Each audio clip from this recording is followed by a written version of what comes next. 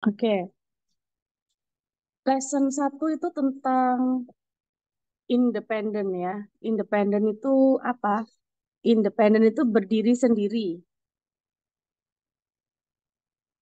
Kalau dalam kalimat itu kalimat yang bisa berdiri sendiri, independen. Berdiri sendiri maksudnya apa? Ya, maksudnya tidak butuh conjunction, tanpa penghubung antar kalimat.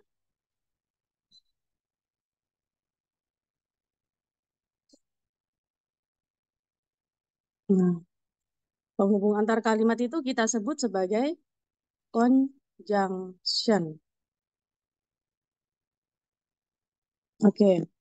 Nah, kemudian yang akan kita pelajari di sini adalah yang independen. Contohnya adalah kalimat yang sederhana, yaitu people need vitamins, yang mana terdiri dari apa?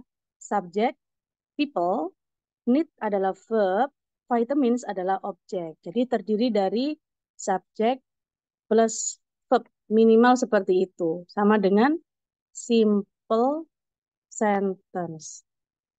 Jadi untuk basic dari mempelajari TOEFL, kita harus paham sama konsep yang mana simple sentence, yaitu minimal ada satu subjek dan satu verb. Ya. Untuk contoh selanjutnya, the man took a vitamin pill. The man adalah subjek, took adalah verb, verb yang kedua ya. A vitamin pill adalah objek. Jadi susunannya subjek plus verb sama ya. Minimal ada satu subjek, satu verb. Disebut simple sentence. Yang ketiga, Judy lives. Nah, Judy sebagai subjek, live sebagai verb. Verb ke satu ya, sama dengan need, verb ke satu juga. Akan tetapi bedanya, kalau yang verb satu di sini itu tanpa tambahan S ya. Karena apa? Karena subjeknya adalah plural. Nah, untuk plural sendiri, misalnya singkat menjadi P ya. Jadi sudah secara umum plural itu disingkat menjadi P, plural. Verb satunya juga plural gitu. Kalau verb satu yang plural itu yang tidak ada tambahannya S. Kalau verb satu yang ada tambahan S itu berarti verbnya singular. Jadi Judi ini subjeknya singular S ya karena cuma satu atau tunggal Judi. Judi lives. Jadi harus apa? Harus konsekuen ya. Jadi intinya kalau subjeknya plural P, verbnya juga plural. Seperti itu. Kalau yang kedua, di sini verb 2. Verb 2 itu tidak ada aturan, mau itu subjeknya singular, mau subjeknya itu plural, verb 2 ya boleh sah saja, nggak usah ditambahin apa-apa. Verb 2 itu apa? Verb 2 itu perubahan dari verb 1, kemudian diubah menjadi verb kedua, verb ketiga, yang mana aturannya adalah butuh aturan tensis. Ya, dalam bahasa Indonesia kita tidak butuh yang namanya tensis karena tensis dalam bahasa Indonesia cukup ditambahin keterangan waktu. Ya, keterangan waktu aja kalau dalam bahasa Indonesia. Contohnya, aku tadi pagi makan. Ya udah, makan, nggak usah diubah-ubah menjadi makin, makun, makini, nggak ada ya. Makan ya makan, cukup ditambahin keterangan waktu tadi pagi. Akan tetapi kalau dalam bahasa Inggris kita harus mengubah ya.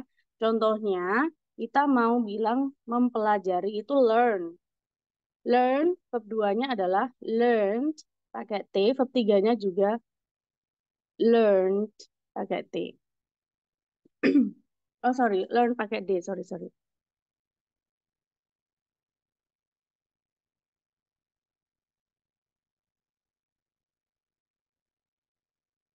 Learned, learned, learned. Seperti itu. Jadi suaranya itu hampir mirip ya. Hampir mirip, akan tetapi tulisannya beda. Jadi learn, learned, learned itu verb 1, verb 2, verb 3. Aku tadi pagi belajar bahasa Inggris. Berarti this morning I learned English. Seperti itu. Jadi kalau misalnya verb 2 itu kapan dipakai? Ya ketika time signalnya itu lampau atau pas. Tuh. Jadi ciri-ciri pas adalah ada time signal lampau. Nah, time signal lampau ya kayak ciri-cirinya ago, terus last, terus tahun lampau seperti itu ya. Jadi ini nanti lebih detail lagi penjelasannya seperti ini tuh ada di kelas grammar sebenarnya ya guys ya. Dan selanjutnya in Northern California ini apa? Apakah ini objek? Apakah in Northern California itu sebuah objek? Bukan, ya.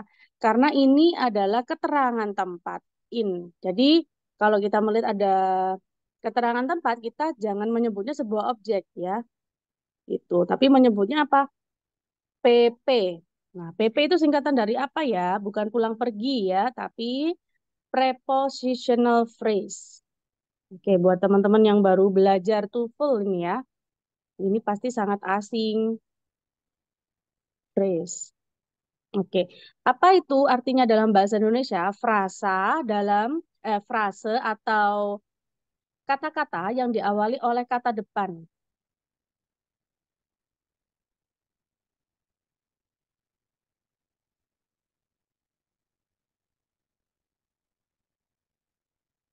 Nah, kata depan dalam bahasa Inggris itu ya sama kayak bahasa Indonesia ya, diterkan, eh, apa di samping itu juga termasuk kata depan ya. Di bawah itu juga termasuk preposition. Nah, prepositional phrase. Maka dari itu ini disebut PP gitu aja. Kemudian untuk kalimat yang terakhir yang keempat, in the summer. Jadi ini ada in ya, PP. Jadi in the summer sampai koma kita sebut PP gitu. Kemudian Tom adalah nama orang, dia sebagai subjek. Walks itu adalah verb yang singular karena ada S-nya, berarti Tom juga singular pasti. Walks kemana? To his office. Jadi di sini apakah to his office disebut objek? Tidak, tapi ada to-nya ya. Jadi menunjukkan apa? Preposition. Seperti itu. PP ya. Frase. Kenapa disebut frase? Frase adalah kumpulan beberapa kata menjadi satu kata gitu ya. Kumpulan, misalnya tulis adanya ya, kumpulan beberapa kata menjadi satu kata. Kalau dalam bahasa Indonesia ya. Itu contohnya kayak kopi hitam. Nah, kopi sama hitam, maka menjadi satu frase gitu. Kalau di sini frasenya apa ya ini? His sama office, his office, kantornya gitu. Ada dua kata. Oke, dari sini untuk pemahaman simple sentence ada yang mau ditanyakan? Any question Belum, for Mbak the Gamis. sim? Oke, alhamdulillah lancar ya. Wait. Oke, selanjutnya kita akan ke compound sentence.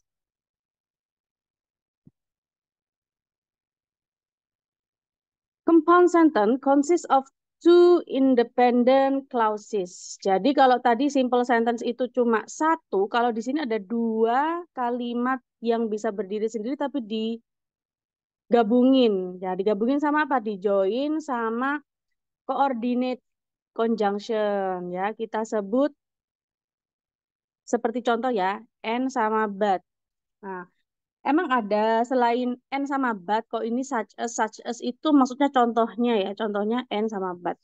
Nah, untuk lebih lengkapnya itu adalah singkatannya boys. Jadi itu disebut apa? Disebut coordinate conjunction. Ingat-ingat ya, a boys. Kira-kira nih ada yang tahu nggak itu singkatan apa ya? Ya, singkatan dari and, B singkatan dari but, O singkatan dari or, Y singkatan dari yet, S singkatan dari so. Jadi N itu dan, but itu tetapi, or itu atau, yet itu namun, so itu sehingga. Jadi disingkat menjadi boys itu disebut coordinate conjunction. Contohnya Miss langsung, oke. Contohnya ya kalimat independen atau kalimat yang bisa berdiri sendiri.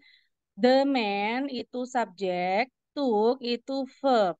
Oke, vitamin pill itu objek. Kenapa disebut objek? Karena dia jatuh langsung setelah verb ya, objek. Jadi laki-laki itu mengambil pil vitamin, sebuah pil vitamin. Nah, kemudian dikasih koma, wajib ada koma ya. Wajib itu aturannya. Kalimat kedua dikasih koma. And he drank a glass of orange juice. Jadi he sebagai subjek, drank sebagai verb. A glass of orange juice sebagai objek. Jadi ada berapa kalimat? Ada 2 kalimat. Kalau ditulis susunannya seperti apa? Subjek plus verb, kemudian ada conjunction ya. Conjunction apa? Conjunction ini and ya. Plus apa? Plus subjek sama verb lagi. Gitu. Jadi ini adalah konsep yang wajib teman-teman pahami. Yang mana ketika ada satu conjunction wajib hadir 2 kalimat. Subject verb, conjunction subject verb. Seperti itu. SV, C, SV gitu ya singkatannya. Lanjut. Contoh yang kedua. Judy lives in Northern California now. Oke. Jadi ini bukan diartikan sedang ya, tapi memang tinggalnya itu untuk keseharian. Jadi bukan Judy is living gitu ya, enggak. Judy lives. Judy sebagai subjek, live sebagai verb, in Northern bukan sebagai objek ya, tapi sebagai PP karena diawali dengan kata depan in. Jadi di sini tidak ada objeknya. Boleh satu kalimat itu tidak ada objeknya, boleh ya. Yang tidak boleh kalimat itu kalau tidak ada verb-nya. Jadi verb itu wajib hadir dalam sebuah kalimat. Kalau tidak ada verb-nya, harus dicari verb-nya. Nah, kemudian koma ya. Ini tadi koma. Coba Miss hapus. Koma ya. Setelah kalimat pertama, kalau kita mau nambahin, wajib ada koma. Kemudian ada conjunction but. Tetapi she sebagai subjek, was raised sebagai verb, in Ohio sebagai PP. Oke, jadi susunannya kalau kita tulis subjek plus verb, plus apa? Plus conjunction but ya. Conjunction plus subjek plus verb lagi. Jadi SV, CSV. Oke, seperti itu ya. Jadi kalau diartikan dalam bahasa Indonesia boleh ya. Judy tinggal di California bagian North itu mana ya guys ya? Ada yang tahu nggak bahasa Indonesianya North? Utara. Lawannya North itu South, iya, utara ya. Bagian utara California sekarang. Akan tetapi, she was raised. Jadi di sini pakai verb kedua ya. Verb kedua yang pasif ya. Dia tumbuh, kan bukan menumbuhkan ya. Tapi tumbuh. Kayak lahir, aku lahir di tahun 2000 misalnya ya. Pakai verb 2 yang pasif gitu. I was born. Bukan aku melahirkan, tapi aku lahir menjadi kalimat pasif. Itu namanya kalimat pasif. Ketika ada to be plus verb 3, Verb 3 itu disebut kalimat pasif. Jadi dia tumbuh di Ohio. Oke. Oke, untuk compound sentence yang mana ditandai dengan adanya salah satu dari a boys atau coordinate conjunction, apakah ada yang belum bisa dipahami? Silakan, jangan malu-malu.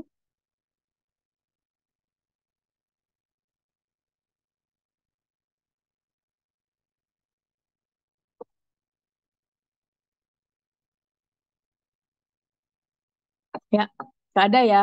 Oke, teman-teman boleh sambil ngopi ya, atau sambil ngeteh, terserah. Kan kita santai ya belajarnya ya. Usahakan kalau belajar itu santai, jangan tegang. Biar nggak, biar otaknya itu gampang nerima ya. Oke, sudah tidak ada pertanyaan? No question? Yakin nggak ada pertanyaan? Nothing is. Oke, nothing. Good. Berarti lanjut. Oke, selanjutnya ini ada complex sentence. Ya, kalau kita bacakan dulu ya. Complex sentence consists of terdiri dari an independent clause yang mana disebut main clause and a subordinate clause atau dependent clause. Apa lawannya independent? Ya dependent. Independent bisa berdiri sendiri, dependent nggak bisa berdiri sendiri. Jadi gabungan antara dua kalimat, tapi terdiri dari main clause sama subordinate clause atau dependent clause. Gitu. Subordinate clause ya, maybe adverb clauses ya. Bisa jadi dalam bentuk adverb clause atau bisa jadi dalam bentuk noun clause atau bisa jadi dalam bentuk adjective clause. Jadi ada tiga macam, adverb clause, noun clause atau adjective clause. Nah, seperti apakah itu ya? Mari kita lihat contohnya. Contohnya adalah the man took a vitamin pill. Ini adalah sebuah kalimat yang independen yang bisa berdiri sendiri. Kenapa kok bisa disebut berdiri sendiri? Karena kalau kita hilangkan because sampai akhir, itu bisa ya, bisa berdiri sendiri. Itu the main subject took verb. Nah, a vitamin pill object.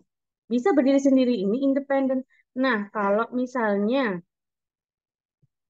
yang dihapus yang the man ini yang independennya dihapus ya. Nah, misal dihapus. Tinggal apa? Tinggal kalimat yang ada because-nya. Nah, because itu kan penghubung antar kalimat ya. Because he had a cold. Nah, kalau dihapus ini main clause-nya because he had a cold. Berarti dia nggak bisa berdiri sendiri. Masa tiba-tiba ngomong karena dia had a cold itu apa ya? Demam gitu. Karena dia demam, bisa nggak tiba-tiba kita ngomong karena dia demam? Ya, kurang lengkap ya kalimatnya. Harus ada main clause-nya di sini. Makanya kita sebut di sini adalah sebuah subordinate clause. Gitu. Subordinate clause-nya dalam bentuk apa? Subordinate clause atau anak kalimatnya, dependent clause-nya itu dalam bentuk adverb clause. Seperti itu. Kenapa kalau disebut adverb? Karena because ya, karena menerangkan sebab, akibat. Itu disebut adverb. Oke, dari sini bisa dipahami. Kalau misalnya teman-teman nggak paham sama adverb clause, itu nggak apa-apa. Untuk sementara ini nggak apa-apa. Nggak tahu sama maksudnya adverb clause nggak apa-apa. Yang penting apa? Yang penting teman-teman tahu konsep dua kalimat yang digabungkan oleh conjunction. Conjunctionnya ini adalah because ya. Yang mana ketika conjunctionnya itu selain a boys ya, itu berarti tadi a boys masih ingat ya, a boys itu apa aja ini ya. And, but, or, yet, so, selain a boys ya. Itu berarti disebut dependent atau kalimat yang tidak bisa berdiri sendiri. Kalau kita tulis di sini the main subject tadi, took itu verbnya, he itu subject, had itu verbnya. Nah, kalau ditulis susunannya subject plus verb plus conjunction plus subjek lagi plus verb lagi. Jadi SV, C, SV. Tetap sama susunan kalimatnya. Cuma kita harus tahu, paham sama perbedaan conjunction-nya ini seperti itu ya. Oke, any question so far tentang complex sentence? Not yet, Miss. Not yet ya.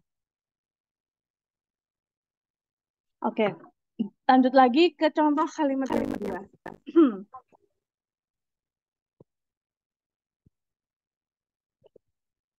I sebagai subjek, didn't realize itu sebagai verb. That itu sebagai apa? Sebagai conjunction. Nah, teman-teman harus paham kalau that itu sebuah conjunction ya. Biasanya kan teman-teman mungkin lihat ada that house is very white misalnya ya. Nah, that kalau di depan seperti ini, that house is very white, berarti that-nya di sini bukan sebagai conjunction, tapi sebagai penunjuk aja ya, sebagai penunjuk dari that house, dari rumah itu. Nah, kalau that yang di tengah-tengah seperti ini, berarti dia sebagai conjunction. bahwa, ya, artinya bahwa.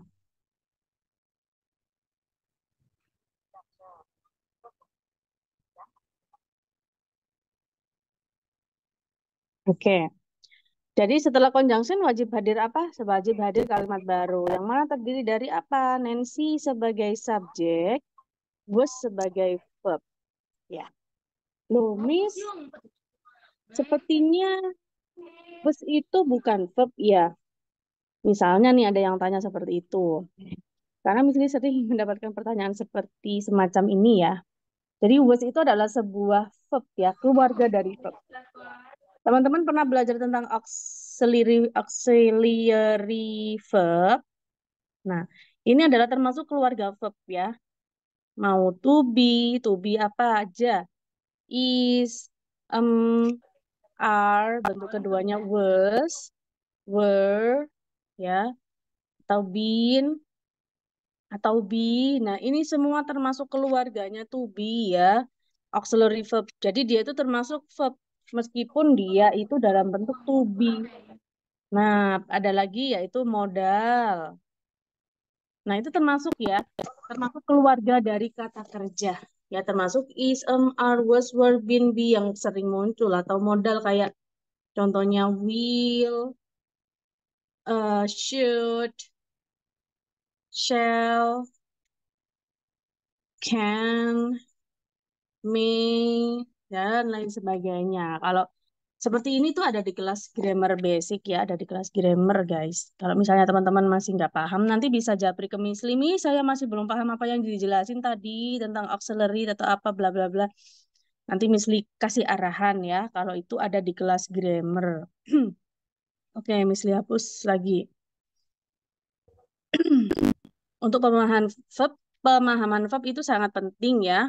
Jadi nggak cuma kata kerja secara literal kayak makan, minum, tidur, belajar gitu enggak ya. Jadi kata kerja dalam bahasa Inggris atau dalam pemahaman susunan kalimat itu termasuk keluarga dari semua auxiliary.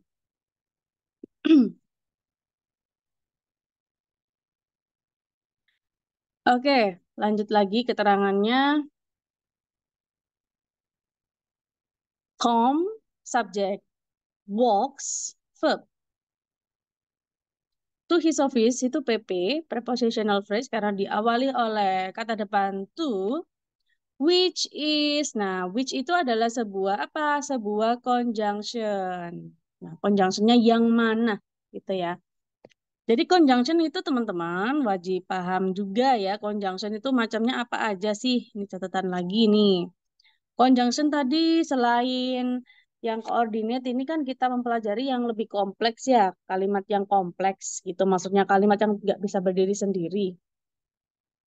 Contohnya apa? 5W 1H. Pasti teman-teman pernah belajar tentang ini ya, 5W 1H dalam bahasa Indonesia. Kata tanya kayak what, where, who, whom. Nah, teman-temannya seperti itulah ya. Why, which. Masih banyak ya. Ada yang mau nambahin nggak? When. When. Oke. Ada lagi? Sudah. Oke. Dan how ya. Seperti ini. Ini mau ditambahin whatever, boleh. Wherever, whoever, whomever, whyever, oh, agak ada ya whyever ya. Whichever, whenever, oke, however bisa, kecuali why. Why itu gantinya how, however, bagaimanapun juga. Nah itu termasuk apa? Conjunction. Kalau berada di mana? Kalau berada di tengah kayak ini contohnya which. Jadi bukan kata tanya, ya. Tapi penghubung yang mana artinya ada yangnya, yang mana gitu.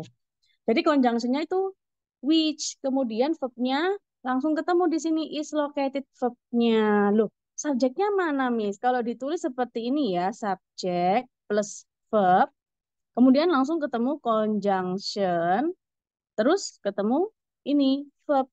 Nah, kok habis conjunction langsung verb ya? Kok bisa ya? Harusnya kan subjek dulu. Nah, ternyata conjunction ini merangkap sebagai subjek. Jadi SV, CSV gitu. S plus V plus CS plus V. Bagaimana itu bisa terjadi? Ketika which ini mewakili kata benda sebelumnya. Itu. Kata benda sebelum which apa? Ini dia, his office. Office-nya ini loh, gitu. Jadi Tom walks to his office, which is located, yang terletak. Apa yang terletak? Ya, office-nya, gitu. Jadi nggak mungkin untuk mengulangi kata office lagi setelah his office. Jadi Tom walks to his office, which his office is located, gitu ya. Jadi his office-nya nggak usah diulang lagi, dihilangin aja, digabungin sama which ini gitu ya. Itu um, asal mula dari conjunction plus subject. Oke, seperti itu untuk pemahaman kompleks sentence ya. Beda sama compound. Kalau compound tadi ditandai dengan adanya a voice ya.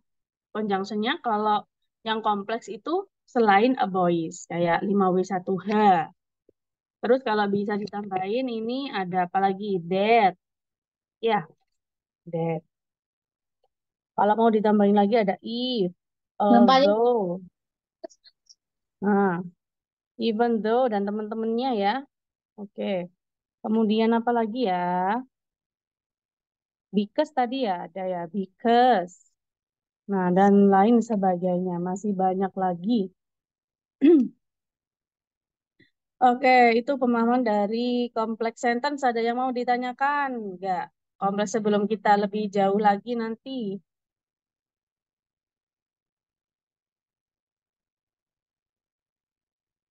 Gimana Mr. Ridwan? Tadi Mr. Ridwan, Understood, Ridwan Miss. menanyakan tentang kompleks sentence ya? Gimana? Apakah sudah ada pencerahan,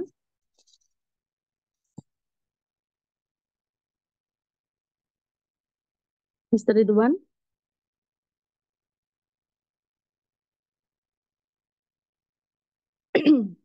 No voice? Understood, Miss. Understood. Oh, understood. Oke, good. Understood well ya. Lanjut lagi kita keterangan selanjutnya. Oke. Nah, subject, verb, object, and complement. Jadi ini diulang lagi ya keterangannya yang sudah misalnya jelasin tadi. Di sini dijelasin ulang. Jadi all clauses have a subject and a verb. Ya, maksudnya adalah semua kalimat itu memiliki satu subjek dan satu verb. Itu sudah pasti. Clauses with an action verb often take a direct object as well. Jadi, klausa atau kalimat yang memiliki verb ya, kata kerja secara literal ya, action verb ya, ada action verb itu kata kerja secara literal, often take a direct object, selalu memiliki objek langsung juga. As well itu juga. Contohnya, people need vitamins. Jadi vitamins di sini adalah objek dari si need ini tadi. Karena need itu adalah sebuah action verb. Yang non action verb apa ya? Kayak contohnya auxiliary verb itu ya. Tadi misalnya jelasin keluarga-keluarga verb yang lain ya. Itu. Nah, untuk keterangan selanjutnya di sini ada the verb missing from an independent clause may be a single word verb. Need, was, took, had, walked. Maksudnya gimana ya? Ada yang paham nggak maksudnya apa itu? Ayo. The verb missing from an independent clause. Missing itu apa missing? Hilang.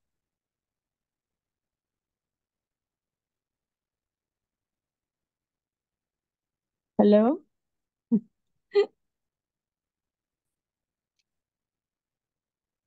Kata kerja yang hilang dari apa itu? Dari kalimat Independent independen. class.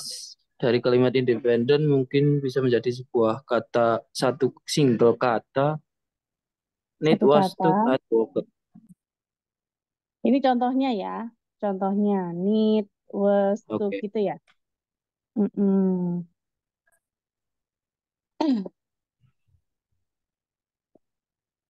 or. Nah, ini ada keterangan lanjut or, a verb phrase. Verb phrase itu maksudnya apa ya? Ada yang tahu nggak verb phrase maksudnya apa?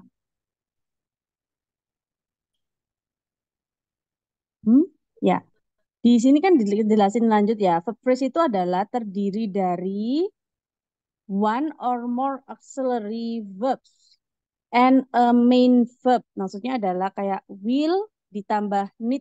Jadi will need itu satu kesatuan verb yang mana disebut verb phrase gitu. Has been. Nah, ini juga termasuk verb phrase. Should take modal sama verb. Would have had. Nah, itu juga satu kesatuan verb dari verb phrase had walked seperti itu ya. Jadi lawannya dari verb yang single kayak need, was, bisa nggak? Need itu berdiri sendiri ya bisa kayak people need vitamin, nggak pakai tambahan apa namanya auxiliary. Was juga bisa, contohnya I was here, aku tadi di sini, was berdiri sendiri. Seperti itu maksudnya. Jadi kata kerja itu bisa single word verb atau bisa juga dalam bentuk verb phrase gitu loh ya.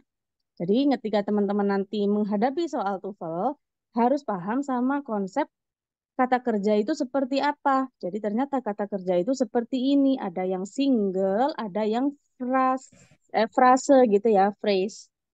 Oke.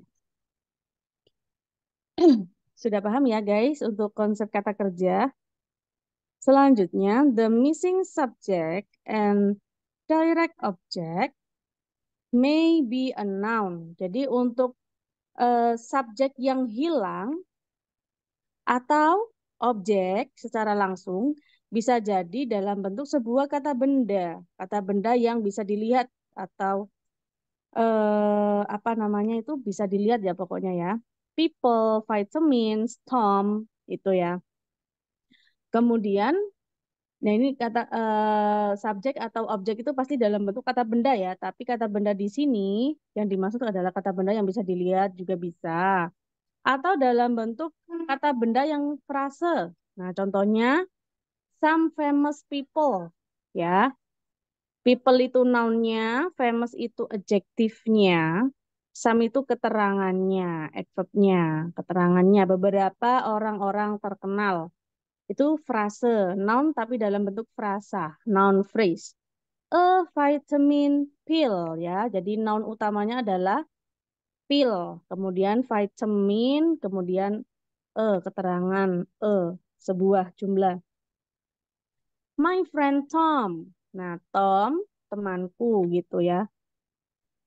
Atau bisa juga objek atau subjek itu dalam bentuk pronoun. Pronoun itu kata ganti benda, yaitu he kalau laki-laki, she kalau cewek, it kalau benda tunggal selain orang, atau they are subjects pronouns, contohnya dalam objek ya.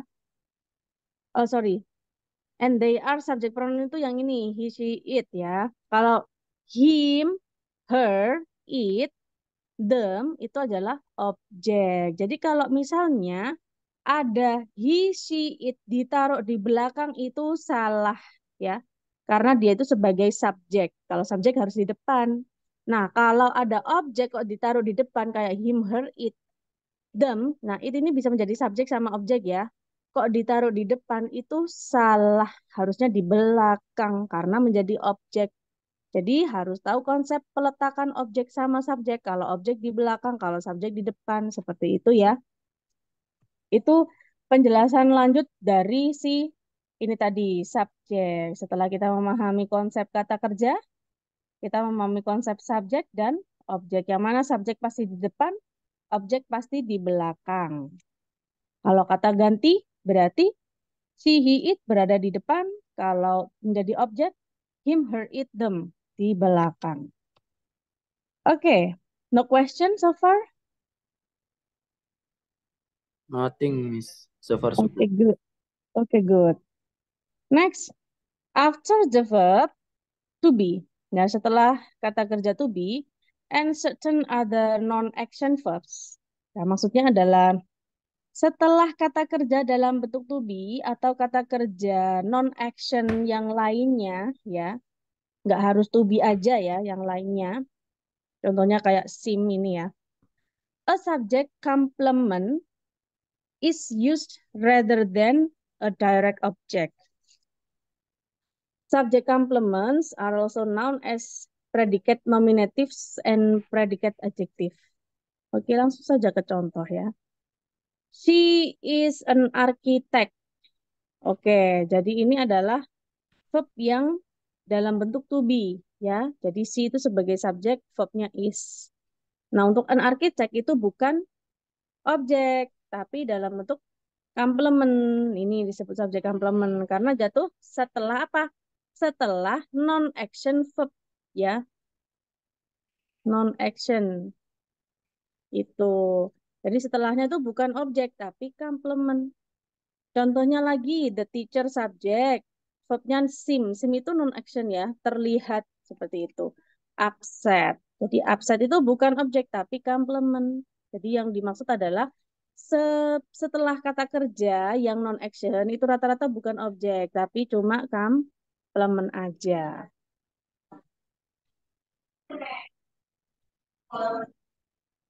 Oke, selanjutnya di sini ada contoh ya. Jadi contohnya ini dalam bentuk soal TOEFL. In the structure section of TOEFL test, it is common for any of these elements or a combination of two more of these elements to be missing from the stem. The most common problem in structure involves a missing verb. A missing subject and a missing subject-verb combination are common as well. The missing elements may also be part of, rather than all of, the verb or noun phrase. Aduh, maksudnya gimana ini guys? Tadi teman-teman pasti materinya dalam bahasa Inggris ya. Paham nggak kira-kira sama ini? Lumayan. Lumayan. Oke, jadi dalam soal structure ya, di dalam TOEFL structure, itu sangat umum, common for any of these elements. Jadi elemen-elemen yang mana kombinasi antara kalimat ya, two or more of these elements itu maksudnya kalimat yang compound atau kompleks tadi ya, yang ada terlewat, yang missing gitu. Apa itu yang missing? Ya bisa jadi missing verb, bisa jadi missing subject, bisa jadi missing subject verb, bisa jadi semuanya ya, semuanya juga as well gitu. Combination are common as well. Jadi the missing elements jadi hal-hal yang kelewatan may also be part of rather than all of ya. Bisa jadi yang hilang itu nggak cuma subjek atau verb gitu. Bisa jadi non phrase juga bisa gitu ya. Atau bisa jadi subjek verbnya sudah ada ya, yang lain dicari gitu ya. Kita harus mencari sesuatu yang hilang gitu loh maksudnya. Nah, kalau misalnya ini ya nomor satu coba kita ulang lagi. The art of storytelling titik-titik almost as old as humanity. Kira-kira teman-teman yang sudah belajar nih atau yang belum belajar semuanya aja deh. Kira-kira jawabannya yang mana? The art of Is storytelling Hah? almost humanity. the art of storytelling is almost as old as humanity. Oke. Jawabannya teman-teman bisa pakai kata kalau A itu alfa, kalau B itu bravo, kalau C itu Charlie, kalau D itu delta. Yang mana? Alfa, bravo, Charlie, delta? Bravo. Oke, kita lihat dulu ya untuk apa penjelasan subjek verbnya. Jadi kita harus mengidentifikasi verbnya dulu. Kira-kira verbnya mana, guys? Ada nggak di sini nomor satu verbnya? Hmm? Tidak ada. Oke. Pertama, tidak ada verb. Hmm. Kemudian kalau tidak ada verb, ada subjeknya nggak di sini? Ada. Apa itu Ada. subjeknya? Subjek pasti dalam bentuk noun ya. Nah, nounnya itu diawali dengan kata the, artikel ya, Art penunjuk. of The art ya. Nah, ini the art. Ini sebagai subjek. Nah, setelah of itu termasuk PP ya. Of storytelling itu bukan subjek utama, tapi yang subjek utama adalah the art-nya gitu ya. Jadi teman-teman jangan sampai terkecoh setelah preposition itu nggak mungkin subjek ya, nggak mungkin. Nah, setelah tahu kita subjeknya, kita tulis dulu susunannya. Subjek, harusnya ada verb nih di sini, tapi nggak ada verbnya. Almost as old as humanity. Jadi yang kita cari di sini apa yang missing? Yaitu missing verb. Nah, kalau kita pilih that is, di sini ada conjunction that plus verb. Nah, kalau ada conjunction tadi aturannya apa? Aturannya harus ada 2 verb. Sedangkan di sini cuma 1. Berarti alasannya kurang verb ya. Kalau kita pilih Charlie, it is. Ada subjek it, ada verb is. Berarti kurang apa? Kurang conjunction dan kurang verb. Kalau kita pilih Delta, being. Boleh nggak being itu? Nah, setelah being itu harusnya apa? Ada yang tahu nggak? Setelah being itu plus objek ya, plus noun atau plus adjektif itu. Nah, untuk di sini almost as old as humanity itu bukan dua-duanya, bukan objek dan bukan kata sifat juga. Itu, tapi keterangan ini almost as old as itu keterangan. Almost-nya ini keterangan. Hampir ya. Jadi jawaban yang paling tepat adalah cuma cari verb aja, yaitu bravo. Jadi kalau kita bahasa Indonesia kan, the art of storytelling, seni. Seni bercerita hampir hampir seumuran hampir setua kemanusiaan. Nah, untuk maksudnya Miss ini juga kurang paham ya. Mungkin ini bahasa kesusastraan ya. Bahasa kesusastraan. Jadi intinya kita harus paham sama subjek verb, kemudian subjek itu siapa yang berhak menjadi subjek, kemudian verbnya itu harus seperti apa sih verb itu yang berhak menjadi verb seperti itu. Oke guys, ternyata time is up ya, karena waktunya sudah habis dan alhamdulillah sudah selesai juga ya untuk materi pertama kali ini dan semoga bermanfaat untuk pertemuan kali ini and see you next on Tuesday ya, hari Kamis ya. Yes, Miss. Oke, untuk teman-teman Oke, yang masih Miss. belum paham nanti bisa di-share ke WhatsApp lagi untuk feel free to ask ya, feel free.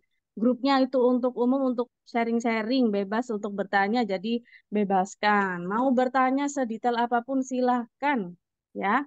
Oke guys, see you. Wassalamualaikum warahmatullahi wabarakatuh. Waalaikumsalam warahmatullahi wabarakatuh. Waalaikumsalam. Waalaikumsalam.